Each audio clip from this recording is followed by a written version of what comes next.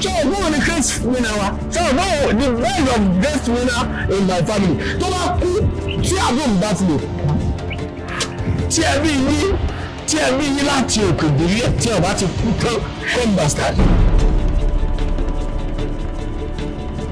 Orí ẹbí báwo kí ló fẹ́ ṣe báyìí?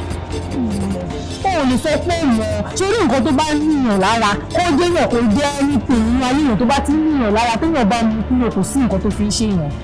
Lórí tó bá jẹ́ pé àti ìṣèyún ló ń jẹ lára tó mọ̀ bí ó ti bẹ́ẹ̀ sọ̀rọ̀ tó yẹ ni ó ti jẹ̀fọ́. Àpẹẹrẹ pé ó ti jẹ̀fọ́ ti fara hàn sí ọ. Èmi mọ̀ bí tí mo lè mọ̀ lọ. Tàbí kò tiẹ̀ mọ́ tẹ̀lé mi rárá. Wọ́n kàn sẹ́ẹ̀dì 30,000. Ara àgbáyé ni wọ́n parí sẹ́sì báyìí. Wọ́n sì sọkùn mọ́ndì. Àjàtú kan tàgbá rẹ̀ ló ká máa rí. Ọ̀rọ̀ tí ọ̀tọ̀ rẹ̀ lẹ́gbẹ̀ẹ́ wà lẹ́nu láàrin méjèèjì. Ó lè jẹ́ pé ó lè wọ oṣù ṣùṣù máa ń gbé òbí. Báwo ṣe tẹ̀ máa kílèsì orí búrọ́ọ̀sì o? Ló kó 44